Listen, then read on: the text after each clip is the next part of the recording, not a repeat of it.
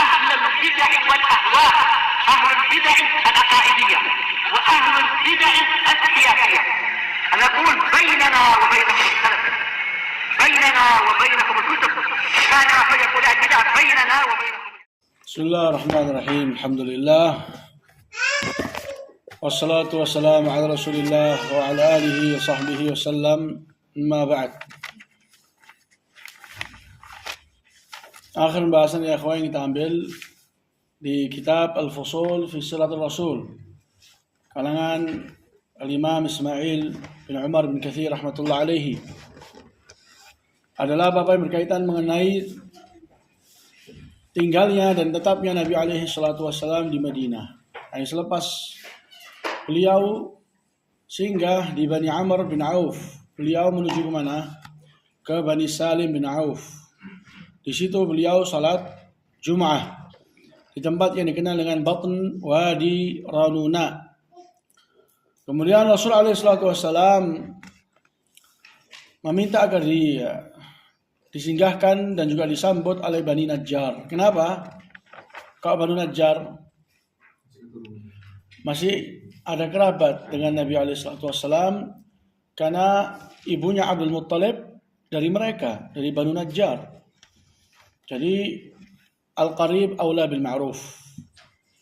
Kerabat lebih berhak untuk suatu kebaikan. Dan pentingnya orang untuk apa? Mengenal nasab supaya dia bisa menjalin tali persaudaraan. Sehingga Rasul lebih mengedepankan Banu Najjar. Kenapa? Karena tahu di situ ada kerabat. Di situ ada kerabat. Tatkala Rasul sampai di Banu Najjar, mereka para sahabat, para sahabat semuanya menginginkan untuk Rasul singgah di tempatnya. Semua menginginkan untuk Rasul singgah di tempatnya. Ini menunjukkan bagaimana agungnya orang-orang Ansar. Untuk bagaimana mereka menyambut Nabi dan bahagianya mereka dengan kedatangan Nabi. Padahal telah disebutkan bahwasanya kedatangan Nabi SAW adalah dengan suatu beban. Makanya di Al-Abbas bin Ubadah bin Nadlah Al-Ansari di malam mereka sedang berbaiat dengan Nabi di baiat apa? Al-Aqabah. Baiat Al-Aqabah. Di situ mereka mengajak bicara kaumnya. Ya ma'asyiral Khazraj, hal tadrun alama tubayi'una hadzal rajul. Wahai sekalian orang-orang Khazraj, kalian tahu enggak baiat Nabi ini untuk apa? Mereka mengatakan na'am. Maka ditekankan oleh Al-Abbas bin Ubadah, innakum tubayi'una al-harb al-ahmar wal-aswad minan nas. Kalian itu akan berbaiat Nabi untuk memerangi kaum hitam dan juga kaum merah. Orang-orang putih dan juga orang-orang hitam. Itu musuh kalian.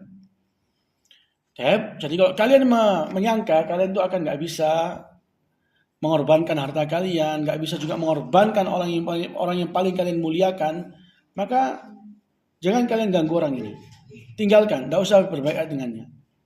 Kalau kalian menyangka mampu untuk mengorbankan harta dan siap untuk mengorbankan orang yang paling mulia di sisi kalian demi menolong agama Nabi, maka labas, kalian maju dan tetap berbaiat kepada Rasul alaihi salatu wassalam. Jadi berat. Baiatnya mereka adalah harb, peperangan yang akan ditegakkan di hadapan segala musuh agama Islam. Jadi mereka semua berebutan ya ikhwah. Semua ingin Rasulullah bersama kita. Rasulullah singgah di sisi kita. Terus jawabannya Nabi kemana Pak? Jawabannya Nabi bagaimana? Da'uha fa innaha ma'murah. Biarkan unta ini berjalan. Kenapa? Karena dia ma'murah. Karena dia di bawah perintah. Dia di bawah perintah. Jadi dakwah itu adalah milik Allah. Yang Allah Azza wa Jal yang Allah Azza wa Jal jalankan sesuai dengan syariatnya. Da'uha fa innaha ma'murah. Jadi tempat singgahnya Nabi nanti yang bakal menjadi tempat masjid dan juga tempat tinggal Nabi itu keputusan Allah. Keputusan Allah, bukan orang terdekat, bukan orang terkuat ataupun orang yang paling kaya, enggak. Karena yang menawarkan kepada Nabi itu aneka ragam dari apa? Dari macam-macam kabilah, dari macam-macam suku. Semua ketua menawarkan. Semua ketua menawarkan. Tapi ini salah satu hal yang sangat dalam pelajarannya bagaimana seseorang itu untuk selalu tunduk dan patuh dengan perintah Allah. Maka yang dikatakan onta ini di bawah perintah. Maka engkau nanti kalau sudah menjadi umat Nabi Muhammad, jadilah seperti onta. Jadilah seperti onta ini. Dia makmur, dia di bawah perintah, taat, dia ikut. Bagaimana onta itu? Bagaimana keadaan onta itu? Dia berdiri di lokasi masjid, kemudian jalan ke depan sedikit, noleh kanan kiri, baru mundur ke belakang, kembali ke tempat yang pertama. Di situ baru apa? Baru dia singgah, baru dia duduk. Baru Rasul SAW turun. Disitulah tempat di mana Rasul akan membangun masjid, dan sekaligus juga itu adalah lokasi untuk tempat tinggalnya Nabi SAW bersama istri-istrinya. Dan siapa yang menyambut? Siapa yang menjamu Rasul? Siapa yang menjamu Rasul? Rasulullah tinggal di mana? Nah, di tempatnya Abu Ayyub. Di tempatnya Abu Ayyub yang namanya Khalid ibn Zaid. Rasulullah tinggal di tempatnya Abu Ayyub selama 6 atau sampai 7 bulan. 6 atau sampai 7 bulan. Itu tempat tinggalnya Rasul SAW. Kenapa kau tinggal di tempatnya Abu Ayyub? Kenapa kau tinggal di tempatnya Abu Ayyub? Enggak. Karena itu semua Banu Najjar. Kenapa kau tinggal di tempatnya Abu Ayyub? Karena sudah ini beliau sudah memang di Banu Najjar. Tidak memilih Banu Bayat. Enggak memilih Bani Sa'idah, enggak memilih juga Banu Adi, enggak, tapi milih Banu Najjar. Ini kenapa kok milih Banu Najjar? Bukan Banu Adi, bukan Banu Bayat. Karena Banu Najjar masih ada kerabat. Pertanyaan selanjutnya, kenapa kok Abu Ayyub yang menjamu? Karena rumahnya Abu Ayyub yang paling apa? Yang paling dekat. Yang paling dekat. Hadza baiti wa hadza babu dari. Ini rumahku dan ini pintu rumahku. Halas, dekat sampingnya. Maka itu lebih mudah untuk Nabi. Itu lebih mudah untuk Nabi. Maka Rasulullah SAW mengiyakan. Rasulullah SAW mengiyakan. Tatkala Abu Ayyub minta izin, apakah engkau berkenan untuk saya pindahkan kendaraanmu ke rumahku? Rasulullah mengatakan na'am. Maka Rasulullah mengatakan al-mar'u ma'a rahlihi. Seseorang itu dengan kendaraannya. Seseorang itu dengan kendaraannya, bersama kendaraannya. Ini salah satu apa? Salah satu ucapan yang penuh dengan pelajaran. Seseorang dengan kendaraannya. Seseorang itu dengan kendaraannya. Sampai di hari kiamat pun dia tetap dengan kendaraannya. Qala rahimahullah washtara Rasulullah sallallahu alaihi wa ala alihi wasallam mawdi'al masjid. Kemudian selepas Rasul sudah menentukan tempat sesuai dengan perintah Allah yang bakal menjadi masjid dan juga rumah-rumah istrinya. Di situ Rasul melihat ada suatu kebun tanah yang beliau berkeinginan untuk apa? Untuk menjadikannya lokasi atau untuk menjadikannya atau mendirikan di atasnya masjid. Ya di tempat yang Allah pilihkan tadi itu. Maka Rasul SAW menanyakan tanah tersebut milik siapa? Dijawab, tanah itu milik 2 anak yatim. Yang pertama namanya Sahal, yang kedua namanya Suhail. Di bawah asuhannya Sa'ad ibn Zurarah. Maka Rasulullah bernegosiasi dengan mereka. Mereka mengatakan kami enggak menginginkan harganya kecuali dari Allah. Mereka sedekahkan di jalan Allah.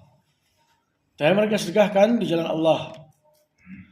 Di sebagian riwayat Rasulullah mengatakan thaminuni bihaitikum qalu hiya lillahi wa rasulih. Rasulullah mengajak bicara Banu Najjar secara umum. Mereka mengatakan kami menjadikan itu untuk Allah dan juga Rasulnya. Di sebagian riwayat menjelaskan bahwasanya Rasulullah SAW meskipun telah dipersilahkan dan telah diberikan oleh mereka, sudah ini untuk Allah dan juga Rasulnya, sedekahkan jalan Allah. Tetap Rasulullah mengutus 10 dirham melalui Abu Bakar dan diberikan kepada pemiliknya. Padahal semua pemiliknya atau perantara itu semua telah sepakat bahwa ini untuk Allah dan juga Rasulnya. Menunjukkan bagaimana Nabi SAW berusaha untuk menjaga kehormatan dakwah dan selalu meninggikan wibawa dakwah. Kalau bisa beli dan itu lebih aziz, lebih mulia, maka beli. Karena uang adalah hal yang sangat mudah. Tapi kemuliaan dakwah dan kewibawaan dakwah itu jauh harus lebih dijunjung. Dan jauh harus lebih diperhatikan. Jadi Rasulullah sudah memang dari awal dakwah membangun dakwah beliau di atas kemuliaan, kewibawaan. Tidak merendahkan dakwahnya beliau di hadapan orang-orang punya. Tidak merendahkan kehormatan dakwah itu di hadapan orang-orang kaya. Dan ini seharusnya seluruh para da'i. Sehingga terus dakwah itu akan memiliki kemuliaan, kewibawaan di hadapan manusia. Sehingga akan dijaga kesuciannya. Maka Rasulullah mengajarkan. Mungkin nggak Rasulullah meminta kepada mereka, mendesak mereka? Mungkin. Mungkin nggak Rasulullah SAW merayu mereka? Sangat mungkin dan mudah. Mereka ini sudah memang berebut untuk menjamu Nabi. Tapi Rasulullah enggak. Dakwah ini lain pembahasannya. Dia harus mulia. Dia harus dari awal dijauhkan dari celah-celah yang bisa menjatuhkan dakwah. Di antaranya ini, bermudah-mudahan sehingga merendahkan nama dakwah di hadapan orang-orang punya. Jangan. Rasulullah washtara, kata Ibnu Katsir, membeli. Rasulullah, kata Ibnu Katsir, membeli. Dan ini untuk sebagian riwayat benar, membeli karena Rasulullah memberikan 10 dinar. 10 dinar. Sebagian riwayat lain mereka memberikan untuk Rasulullah, enggak ada pembelian. Ini untuk Allah dan juga Rasulullah, disedekahkan. Ini disedekahkan. Sekali lagi ini pelajaran yang sangat penting. Tapi ini salah satu pelajaran yang sangat penting. Seseorang kalau memang ada kemampuan untuk membangun masjid, dibangun. Kalau tidak ada kemampuan, maka Allah nggak ciptakan kita untuk membangun masjid. Tapi Allah ciptakan kita untuk taat. Dan Allah akan tanya kepada kita, kenapa engkau nggak taat? Tapi nggak tanya kepada kita, kenapa engkau nggak bangun masjid. Jadi ditanya. Jadi ini pelajaran bagi seluruh da'i dan juga bantahan bagi siapa yang bermudah-mudahan dalam membuka ajang proposal, ajang minta-minta, ajang buka donasi di hadapan orang-orang kaya, orang-orang punya, tujuannya untuk membangun masjid. Karena ini lihat Rasulullah SAW bagaimana sederhananya dakwah beliau. Beliau lebih penting. Masjid beliau lebih berhak daripada kita. Kita mungkin saja gak amanat. Kita mungkin saja kalah dan tumbang di tengah. Tapi Rasulullah SAW nggak ada kata-kata itu. Beliau pasti bisa amanat dan pasti bisa menunaikan apa-apa yang Allah Azza wa Jalla wajibkan dari menyampaikan dakwah dan juga risalah. Mampu pasti. Jadi masjid ini pasti Rasulullah mampu memakmurkannya pasti. Tapi di waktu yang sama keadaan yang sangat mendesak nggak menghalalkan untuk Nabi SAW melakukan apa-apa yang bisa menjatuhkan citra nama baik sebuah dakwah. Jadi pelajaran yang sangat agung banyak dilupakan dan dilalaikan oleh orang-orang yang telah dihiasi perbuatan mereka dengan hawa nafsu dan fatwa-fatwa yang berbenturan dengan agama. Itu semua mereka lalai dari cerita ini. Antara lalai atau melalaikan, dan kedua lebih banyak. Wailah cerita-cerita gini banyak dibaca oleh para ustadz. Tapi ini namanya bukan ghaflatun tapi taghafulun. Ini bukan jahlun tapi tajahulun. Apa bedanya? Ini bukan jahil mereka, bukan nggak tahu. Ini sirahnya Nabi dulu seperti ini, tapi tajahul, pura-pura bodoh. Tajahul, pura-pura bodoh. Kemudian mendatangkan fatwa sana sini, mendatangkan alasan-alasan yang berusaha untuk dibenarkan. Alasan-alasan, ini kan seperti ini kan Allah musta'an. Perbuatan itu yang akan ditanya dari kiamat nanti. Tapi engkau nggak bangun masjid, nggak akan mungkin ditanya. Fulan kenapa nggak bangun masjid? Nggak mungkin ditanya. Karena nggak ada satupun dalil yang mewajibkan dan mendesak seorang dai punya masjid. Tidak ada. Tidak ada sama sekali. Hadza. Jadi ini salah satu pelajaran yang sangat agung yang bisa kita dapat adalah dakwah ini harus dibangun di atas kesabaran. Dibangun di atas kesederhanaan. dibangun di atas afaf, menjaga kehormatan. Jangan sampai dakwah ini sudah memang dari awal tercemar namanya dengan melakukan pelanggaran-pelanggaran, apalagi dalam bab uang. Dan karena itu sangat sensitif. Itu sangat sensitif. Jadi yang benar Rasulullah beli atau dihadiahkan? Dia yang benar dihadiahkan, tapi Rasulullah enggak mau. Saya tetap memberi. Jadi di sana ada bentuk timbal balik. Hal jazaul ihsan illal ihsan. Apakah kebaikan dibalas kecuali dengan kebaikan? Jawabannya na'am. Kebaikan itu hanya dibalas dengan kebaikan. Karena mereka sudah memang membuka pintu halaman mereka dan membuka hati mereka untuk Rasul. Maka Rasulullah memberikan santunan 10 dinar. Jadi intinya ya ikhwah, dari sini kita tahu bagaimana pentingnya orang itu membangun dakwah di atas kesederhanaan, kesabaran. Dan bukan dibangun di atas al-ajalah, tergesa-gesa, terburu-buru. Harus cepat punya masjid. Kalau enggak berarti terhitung gagal. Enggak demikian. Enggak demikian. Hadahu. Syekh Al-Albani yang sampai sekarang dikenang namanya dan disanjung jasanya di dunia agama Islam. Beliau enggak punya masjid dan dakwahnya di rumah. Tapi memiliki ribuan kaset yang mengandung jutaan ilmu. Sekitar 8.000 kaset. 8.000 MP3. Itu dihasilkan dari rumah. Yang beliau ajarkan dalamnya ilmu syariat. Melalui pertanyaan, melalui muhadarat, melalui as'ilah, melalui durus, melalui fatwa. Akhirnya terkadang beberapa kaset itu dibukukan menjadi berjilid-jilid. Karena ilmu itu akan bermanfaat dan berkah kalau pemiliknya sangat-sangat ikhlas dan tulus. Tapi kalau dia mendesak dan ingin lebih membesarkan namanya, bisa nggak bisa? Sangat bisa Syekh Albani. Syekh Albani sangat banyak yang ingin memberikan mendonasi banyak. Tapi beliau lebih milih untuk menjaga kemuliaan jiwa dan juga kesucian agama. Jangan sampai agama ini, dakwah ini tercemari dengan apa? Dengan tadi ini, tingkah kita sendiri. Langkah kita sendiri, terburu-buru. Khalas. Dia kalau Allah melihat kita ini pantas punya dakwah, nggak lama-lama Allah akan berikan. Kalau nggak datang berarti Allah tahu mungkin kita belum pantas.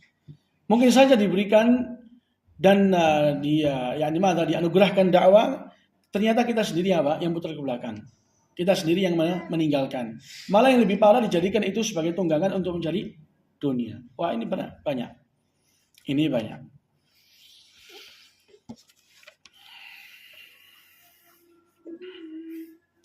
Qala wa kana mirbadan liyatimain. Tempat itu tempat yang Rasul ingin beli itu, dia mirbad. Mirbad itu ada yang mengatakan dia tempat di mana orang-orang Ansor mengeringkan kurma. Dikeringkan kurma supaya lebih Lebih awet. Lebih awet sehingga bisa disimpan. Kalau enggak demikian dia bisa cepat rusak, cepat berkutu, cepat berulat. Tapi asalnya dia dikeringkan enak, dia akan tahan lama. Dan dikeringkan juga bisa dijadikan sebagai minuman yang dinamakan dengan nabidh. Dan itu sangat lezat. Itu sangat lezat. Tempat itu yang akan dijadikan oleh Nabi SAW masjid, dia mirbad. Tempat di mana mereka mengeringkan kurma. Di sebagian menafsirkan mirbad adalah tempat di mana mereka mengkandangkan onta atau kambing. Tempat berhentinya onta dan kambing. Tempat istirahatnya, kandang. Tapi mungkin dua pendapat ini bisa juga dikatakan mungkin mirbad ini fungsinya lebih dari satu fungsi. Untuk mengeringkan kurma bisa juga dipakai untuk kandang unta atau kurma. Dan tempat itu memang tempat di mana memang orang-orang Ansor sholat berjamaah di situ. Sudah memang dijadikan tempat untuk berkumpulnya mereka menegakkan salatul jamaah. Untuk menunaikan salatul jamaah. Qala wa banahu masjidan. Rasulullah SAW membangun masjid. Dibangunlah tempat itu sebagai masjid. Di situ ya ikhwah ada pohon-pohon kurma. Maka Rasulullah memerintahkan agar pohon kurma itu dicabut, ditebang, dicabut. Dan di situ terdapatkan juga kuburan orang-orang musyrikin. Maka Rasulullah memerintahkan untuk digali dan dipindahkan.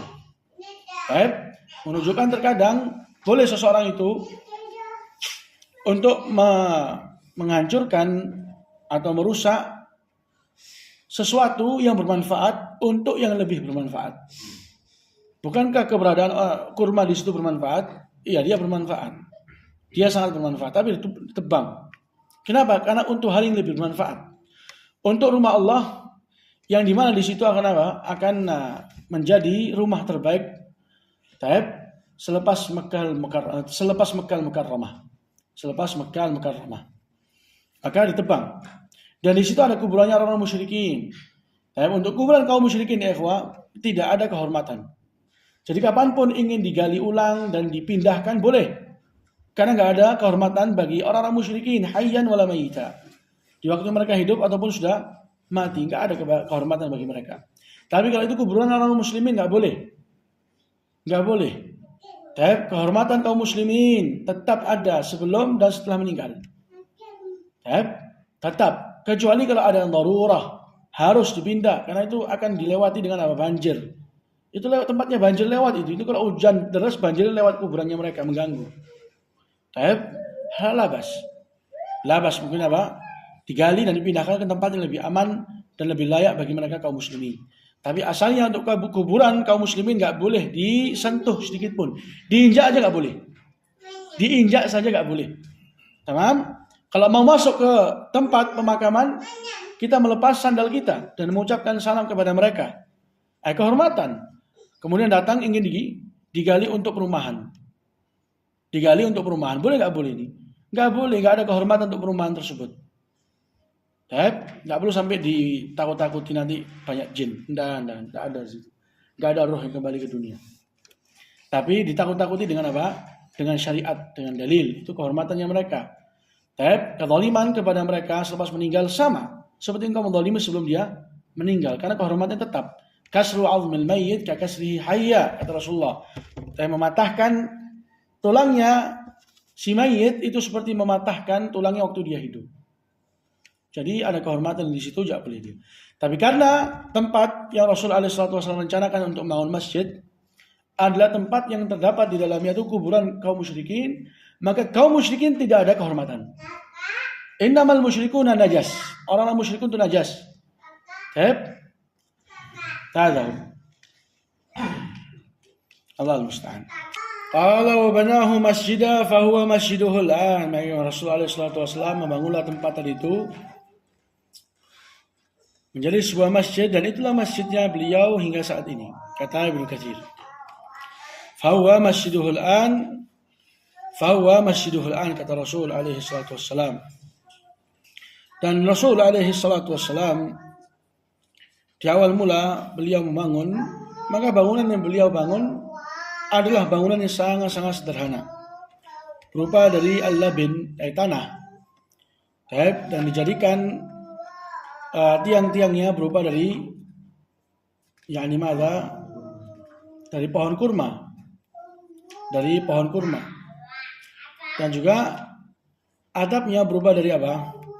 Dari daun-daun kurma. Dari pelepahnya kurma. Di mana Nabi alaihi salatu wassalam tatkala beliau membangun, jangan dikira beliau adalah sosok seorang nabi, pemimpin suatu umat yang hanya duduk di rumah dengan nikmat. Melihat sudah jadi atau belum, enggak. Tapi Nabi alaihi salatu wassalam beliau andil dan ikut berta'awun dalam membangun masjid. Ikut ta'awun dalam membangun masjid, ikut andil, ikut membangun bersama para sahabat. Dan ini salah satu contoh bagaimana sesungguhnya seorang pemimpin. Jiwanya pemimpin itu demikian, bukan yang manja. Inilah jiwanya seorang pemimpin. Sampai-sampai Nabi SAW beliau di masa atau di waktu membantu para sahabat berpartisipasi dengan para sahabat membangun masjid, beliau menyebutkan salah satu bait seraya mengatakan hadzal himalu la himala Khaybar. Hadza abarru rabbina wa athhar. Muatan ini bukanlah muatan Khaybar. Apa artinya muatan Khaybar? Muatan Khaybar itu kurma. Yang kita bawa ini itu bukan berupa hal-hal yang berkaitan dengan dunia. Karena dunia fana. Hadza abar rabbana wa athhar. Ini lebih apa? Lebih baik. Ya Allah, wa athhar, dan lebih suci. Jangan dikira ini adalah seperti engkau waktu sibuk dan capek membawa kurma untuk berdagang, untuk dijual.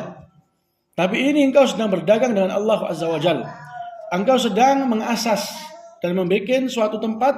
Di situ akan tercetak manusia yang terbaik selepas para nabi dan juga para rasul, para sahabat. Di situ akan menyebar cahaya-cahaya ilahi di pelosok bumi. Dari situ, dari mereka yang sedang memikul. Ini satu, yang ini bawa 2 batu, ini hakada. Hadal himal, la himal Khaybar, kata Rasulullah. Ini bukan seperti himal Khaybar, antum bawa kurma. Enggak sama. Hada abar, ini lebih baik, lebih ahsan, wa athhar, dan ini lebih suci. Makanya kata Rasulullah, innal ajr al-akhirah, farhamil ansar wal muhajirah. Ini juga bagaimana beliau memotivasi para sahabat. Sesungguhnya namanya ganjaran itu ganjaran di akhirat. Maka ya Allah, rahmatilah al-ansar dan juga orang muhajirin. Hakikat orang mendapatkan ganjaran, mendapatkan upah, itu upah akhirat. Upah akhirat, karena dia lebih baik dan dia kekal. Dia lebih baik, lebih kekal, dan dia akan digandakan. Jadi Rasul SAW memberikan semangat kepada para sahabat. Tatkala para sahabat melihat Rasulullah semangat, mereka mengatakan la in qa'adna wan nabiyyu ya'malu ladzaka minnana al-amal mudallalu. Kata mereka, kalau seandainya Rasulullah, kalau seandainya kita duduk dan Rasulullah kerja, sungguh itu adalah dari kita perbuatan yang sesat. Kalau kita melihat Rasulullah ini sedang kerja mengangkatkan kita duduk, maka itu adalah hal yang menyimpang, hal yang sesat. Akhirnya mereka semangat. Sampai-sampai Ammar ibn Yasir membawa berapa? Membawa 2, yang lainnya membawa 1. Di situ Ammar ibn Yasir menjelaskan dia ingin dilipat gandakan pahalanya. Maka kata Rasul SAW, wah Ammar taqtuluhul fi'atul baghiyah. Wah Ammar taqtuluhul fi'atul baghiyah. Ini salah satu tanda dari tanda-tanda kebenaran Nabi Muhammad, bahwasanya Rasulullah mengkabarkan bahwasanya Ammar akan meninggal dalam keadaan dibunuh oleh kelompok-kelompok yang melampaui batas, kelompok-kelompok yang zalim, yaitu waktu terjadinya fitnah antara Aisyah dengan Ali. Di situ Ammar bersama siapa? Ali bin Abi Thalib, kemudian dia terbunuh. Waktu dia di kubuhnya Ali bin Abi Thalib, Rasul SAW mengatakan dia terzalimi. Ini salah satu dalil bahwasanya kelompok Ali adalah kelompok yang benar. Karena Ammar bin Yasir dikatakan sama ini dia dibunuh oleh kelompok yang baghiyah, yang zalimah. Intinya bagaimana lihat para sahabat, lihat Rasulullah bangkit kerja, semua ikut kerja. Bahkan ada yang membawa 2, enggak membawa satu. Lihat ini ikhwah, ternyata dakwah itu perlu ta'awun. Dakwah itu perlu kerjasama. Dakwah itu enggak bisa dengan enak-enakan. Dakwah itu enggak semua harus mahal. Ternyata perlu sedikit kita berkorban, dia jadi. Di situ masa Rasulullah SAW juga para sahabat menyewa para kuli atau menyewa para arsitek, enggak. Mereka semua yang kerja, mereka semua yang gerak, karena tahu di situ mereka urun, mereka berpatungan pahala. Mereka tahu di situ ada apa? Ada tabungan kelak di hari kiamat. Ada tabungan kelak di hari kiamat. Nah, ini pentingnya Rasulullah SAW tatkala beliau memulai dakwanya di Madinah dengan membangun masjid. Rasulullah pertama kali menginjak di tanah Madinah, singgah di Bani Amr bin Auf, beliau membangun masjid apa? Quba. Sampai di Madinah bagian tengah yang dikatakan sekarang Madinah Al-Munawwarah pun yang pertama kali apa? Masjid yang dibangun. Menunjukkan masjid adalah prioritas yang pertama dalam dakwah. Dia yang pertama kali dilihat kalau memang ada peluang dan bisa, pertama kali masjid. Karena disitulah Rasulullah SAW mampu mengajarkan para sahabat, menyebarkan wahyu, mencetak para pembela agama. Dan banyak manusia ini, mereka nggak memahami arti masjid kecuali salat 5 waktu. Dan ini salah. Yang lebih parah lagi, selesai ditegakkan salat 5 waktu, masjid itu ditutup. Masjid itu dikunci. Dan ini bid'ah. Tidak ada zaman Nabi. Kata Ibnu Umar, kana al-kilabu fi ahli Nabi tuqbilul masjid wa tudbir. Masjid itu atau anjing di zaman Nabi itu keluar masuk masjid. Anjing itu di zaman Nabi keluar masuk masjid, menunjukkan anjing, apa yang dikeluarkan dari anjing itu gak najis. Apa yang keluar dari anjing itu gak najis. Najisnya cuma di mana dia? Jilatannya. Di jilatannya itu tempat najisnya. Nah, ini Rasulullah Ibn Umar menjelaskan, anjing itu keluar masuk masjidnya Nabi, menunjukkan masjidnya Nabi gak dikunci. Padahal di situ ada apa? Ada pintu, ada 3 pintu. Dia ada 3 pintu, cuma tidak dikunci. Siapapun mau masuk masuk. Qala alaihi wasallam, al-masjid baitul mu'min. Yang namanya masjid itu rumahnya mukmin. Yang namanya masjid itu rumahnya mukmin. Maka banyak kaum muslimin memahami masjid, apa artinya masjid? Tempat untuk didirikan salat 5 waktu. Selesai bagaimana? Dikunci. Yang lebih parah lagi di mana? Di Emirat, di Abu Dhabi atau di Dubai. Di sana orang kalau habis selesai salat, assalamualaikum warahmatullah, ya Allah antum istighfar 3 kali, Allahumma tassalam wa salam, keluar cepat. Kenapa? Kalau antum sampai terlambat, masih zikir, masuk salat sunnah, antum akan dicurigai. Antum gak lama akan telepon sama intelijen, dari mana kamu ngapain di masjid? Tapi yang beribadah dengan tambahan waktu, itu sudah curigai. Itu lihat bagaimana keadaan masjid di otak manusia di zaman sekarang. Wa ila masjid, perannya masjid itu jauh lebih besar dari sekedar didirikan salat 5 waktu. Naam, dia untuk ditegakkan salat 5 waktu jamaat kaum muslimin. Di situ juga tempat di mana Rasul mengajarkan ilmu, menebarkan wahyu. Di situ juga diajarkan akhlak. Di situ Rasul alaihi wasallam menanamkan kepada para sahabat, yakni bagaimana mereka mengagungkan rumah Allah. Masjid itu adalah tempat dan daerah atau lokasi yang paling Allah cintai di permukaan bumi. Maka janganlah orang itu memahami masjid adalah tempat untuk sholat 5 waktu selesai. Enggak. Itu tempat yang terbaik dan terberkah untuk orang itu belajar ilmu agama. Bukan di sekolahan atau di kelas-kelas. Itu semua nggak akan seberkah tatkala orang itu belajar di masjid. Karena itulah sunnah Nabi dan juga sunnah para sahabat dan juga sunnahnya para muhadditsin. Mereka mengajarkan ilmu, menebarkan wahyu dari hadis-hadis Rasulullah SAW di mana? Di rumah-rumah Allah. Di rumah-rumah Allah. Jadi jangan dipahami bahwa masjid itu hanya sekedar untuk sholat 5 waktu. Para ulama bagaimana mereka sedihnya tatkala dibentuk dan dibangun tempat-tempat belajar selain masjid. Kenapa? Karena pasti masjid akan dikurangi porsi perannya. Dan terjadi. Akhirnya perannya masjid hanya dibatasi untuk sholat 5 waktu. Allah musta'an. Nah, ini salah satu kesalahan. Dan jangan juga dibayangkan tidak ada masjid kecuali mewah. Jangan dibayangkan tidak ada masjid kecuali mewah. Ini salah. Kita akan melihat bagaimana masjid Nabi sangat-sangat sederhana, ya ikhwah. Sangat-sangat sederhana. Tapi di situ ternyata ada khairul bariyah dan juga para sahabat. Sebaik-baik makhluk dan sebaik-baik para sahabat untuk para nabi di situ tempatnya. Dan dia sangat-sangat sederhana. Wallahi sangat-sangat sederhana. Bahkan Rasulullah SAW menjadikan yang namanya bermegah-megahan dalam masjid itu bagian dari tanda-tanda kehancuran bumi. Apa maksudnya? Tanda dari tanda-tanda hari kiamat. Qala la taqumus sa'ah hatta yatabahan nasu fil masajid. Enggak akan mungkin tegak hari kiamat sampai orang-orang itu bermegah-megahan dalam membangun masjid. Dan itu juga salah satu bentuk perilaku kebiasaan musuh-musuh agama Islam dari kalangan Yahudi dan Nasrani. Mereka memegahkan tempat ibadah mereka. Engkau muslim, engkau punya suri tauladan dari Nabi yang dimana masjidnya sangat-sangat sederhana. Sangat-sangat sederhana. Akhirnya gara-gara orang itu memikirkan bagaimana masjid ini mewah, mendesak, gak akan kenyang, gak akan qanaah dengan dana yang ada. Tapi digalang lagi apa? Dana lagi. Dibukakan lagi donasi. Ayo terus tambah. Menaranya aja sampai apa? MM-an. Menaranya saja itu. Belum masjidnya. Masjidnya jangan ditanya sampai 5M. Allah musta'an. Tapi makmurnya bagaimana? Enggak ada makmurnya. Enggak makmur dengan salawat yang benar. Diimami dengan mubtadi'. Diimami dengan seorang pelaku bid'ah. Diimami dengan yang jahil. Diimami dengan orang yang tua. Orang tua harus imam. Belum lagi kadang dididikan dalamnya apa? Ritual-ritual yang dilarang dalam agama. Ini semua bukan malah mendatangkan maslahat dari masjid, malah mafsadat. Nah, ini salahnya. Padahal langkah pertama yang diinjak oleh Nabi adalah membangun masjid. Tatkala beliau memulai dakwah. Dan itu menunjukkan bahwasanya masjid itu adalah madrasah. Dia tempat tarbiyah. Dia tempat orang mendidik jiwa. Dia tempat di mana Rasul mencetak para sahabat.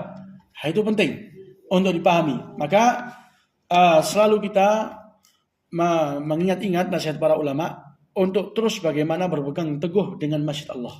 Selama mampu dan bisa dan ada, maka dimanfaatkan. Kalau enggak ada, la yakallifullahu nafsan illa wus'aha, di tempat-tempat yang memang Allah Azza wa Jalla mudahkan. Tapi Dari sini kita bisa mengambil pelajaran bagaimana Rasul SAW memulai dakwanya dengan membangun masjid. Qala wa bunya li ali Rasulillah hujaran ila janibihi. Ya Rasulullah, dibangunkan untuk Rasulullah hujar, kamar-kamar, rumah-rumah untuk apa? Untuk keluarganya di samping masjid. Di samping masjid bagian di timurnya masjid berarti. Dia timurnya masjid untuk sebelum apa? Sebelum dibalikkan. Jadi masjidnya Rasul SAW pertama kali dibangun, kiblatnya kemana?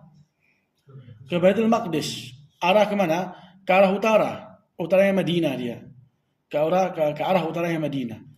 Sampai selama 16 bulan, baru Rasul SAW diperintahkan untuk mengarahkan ke arah Ka'bah. Kalau kita melihat dengan Ka'bah dengan arah kiblat yang sekarang, maka rumah-rumah istri Nabi itu di timurnya Masjid Nabawi, timurnya dia. Dia di timurnya. Di situ tempat kamarnya Aisyah dan juga para istri Nabi yang lain. Kemudian sebelum dipindahkan Ka'bah, sebelum dipindahkan kiblat, mereka menghadap ke arah mana? Ke arah Baitul Maqdis. Maka di situ ada 3 pintu, pintu dari rumah Nabi, pintu dari belakang, dan pintu dari samping. Ada yang mengatakan ini adalah babu Jibril, pintunya Jibril. Selepas diperintahkan kiblat, diperintahkan untuk digantinya arah kiblat, maka Rasul memerintahkan pintu yang belakang ditutup karena itu tempat arah kiblat, dan diganti apa? Pintu yang bagian belakang itu arah utara. Jadi di situ ada rumah-rumah istri-istri Nabi alaihi salatu wassalam, dan paling dekat adalah rumahnya Aisyah, dan di situ Rasul memiliki 2 pintu, pintu menghadap ke arah barat dan pintu yang menghadap ke arah utara. Ke arah keluar. Barat berarti ke arah masjid. Ke arah masjid. Dari rumah Aisyah langsung ke masjid itu ada. Dan yang sekarang dikenal dengan Raudhah. Dan jangan dikira masjidnya Nabi SAW yang sekarang itu seperti yang dulu. Enggak. Secara pasti enggak. Karena rumah-rumah itu di luar masjid. Rumah-rumah itu di luar masjid. Kapan dia mulai masuk? Masuk di zamannya Walid bin Abdul Malik. Diperluas. Jadi di zamannya Umar diperluas. Di zaman Nabi juga diperluas. Di zamannya kepulangan Nabi dari Khaybar. Diperluas. Karena kaum muslimin semakin menambah, diperluas ke belakang. Di zaman Umar diperluas ke belakang dan juga ke arah barat. Terus demikian di zaman Utsman diperluas ke arah ke belakang dan juga ke arah barat. Di zamannya Walid bin Abdul Malik beliau perluas bahkan ke arah timur. Sampai yang namanya rumahnya Aisyah, yang dimana di situ kuburannya Nabi, Abu Bakar dan juga Umar juga dimasukkan di area masjid. Maka perbuatan ini keluar dari kesepakatan para sahabat. Dan perbuatan ini kembali kepada kendali siapa? Negara, bukan agama. Maka urusannya kenegaraan, bukan keagamaan. Karena setiap pemerintah diganti dengan pemimpin yang lain, ganti juga cara apa? Cara aturan. Waktu datangnya pemerintah ini Walid bin Abdul Malik, maka beliau memperluas masjid Nabi bahkan dari arah ke belakang, barat dan juga timur, sampai rumahnya Aisyah yang di situ kuburan Nabi masuk ke area masjid. Maka tidak ada di sini dalil bagi mereka yang membolehkan untuk beribadah di kuburan dan menjadikan kuburan salah satu tempat seperti layaknya masjid untuk sholat, untuk baca Quran, untuk khusyuk, untuk i'tikaf. Kenapa boleh? Itu lihat Masjid Nabawi. Itu kan ada kuburannya Nabi. Maka mereka berdalil dengan daulah dan meninggalkan agama. Mereka berdalil dengan negara. Itu kan perbuatannya seorang pemimpin yang enggak disetujui oleh para ulama. Sama sekali enggak disetujui oleh para ulama. Wailah di zaman Rasul SAW sendiri memperluas ke arah belakang. Di zaman Umar pun sama. Di zaman Utsman pun sama. Sampai datang zamannya Walid bin Abdul Malik baru diperluas sampai mencakup area rumahnya Aisyah. Baru di situ dimasukkan, dan itu kesalahan dan diingkari oleh para ulama. Meski demikian mereka membuat 3 tembok sebagai pembatas dan pembeda antara kuburan Nabi dan para sahabat dengan area masjid. Jadi masjidnya Nabi SAW pas di bagian timurnya adalah rumah-rumah istri Nabi alaihi salatu wassalam. Qala wa amma Ali radhiyallahu ta'ala an fa aqama bi Makkah raithama adda an Rasulillah al-wadai'a allati kanat 'indahu wa ghayra dhalik thumma lahiqa bi Rasulillah. Kata Ibnu Katsir, adapun Ali kan sudah pernah kita bahas, beliau terlambat di Mekah. Tujuannya untuk apa? Menunaikan tugasnya Rasul alaihi salatu wassalam, yaitu tatkala beliau menjaga atau beliau termasuk orang yang diamanati. Maka Ali diperintahkan untuk menunaikan amanat-amanat Nabi. Rasulullah berangkat duluan. Ali tinggal di Mekah untuk apa? Menunaikan amanat-amanat Nabi. Mengembalikan setiap hak kepada pemiliknya masing-masing. Raithama artinya qadr bud'i adaihi an Rasulillah. Selama Ali dia tinggal di Mekah, raithama adda an Rasulillah. Artinya dia tinggal di Mekah selama sampai selesai menunaikan apa-apa yang wajib ditunaikan dari al-wada'i'.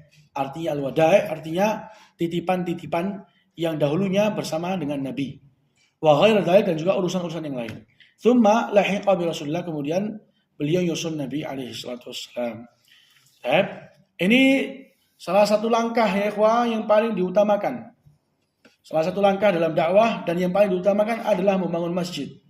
Langkah berikutnya ternyata Rasul akan memandang bagaimana sekitar Madinah ini. Ternyata di Madinah ini bukan satu jenis orang, bukan satu kelompok manusia, tapi berkelompok-kelompok yang berbeda-beda. Ada Ansar, orang-orang Ansar, ada Muhajirin yang datang dari Mekah. Nanti ada orang-orang yang masih beragama dengan agama nenek moyang. Nanti ada ahlul kitab. Di situ Rasulullah memasang setiap dari kelompok tata cara yang berbeda-beda. Dan yang beliau terapkan untuk Muhajirin wal Ansar adalah al-mu'akhah, persaudaraan. Ini langkah berikutnya nanti yang insyaallah akan kita bahas. Dan juga bagaimana Rasulullah mengamankan punggung beliau dari musuh-musuh agama dari kalangan Yahud yang ada di Madinah. Jangan sampai ini yang ada di tengah-tengah kita ternyata menjadi musuh dalam selimut. Jangan sampai. Maka harus diberikan apa? Diberikan sikap supaya mereka tahu siapa kita. Dan itu juga salah satu langkah insyaallah yang akan kita bahas biidznillah ilahuna. Subhanakallahumma rabbana wa bihamdika asyhadu an la ilaha illa anta astaghfiruka wa atubu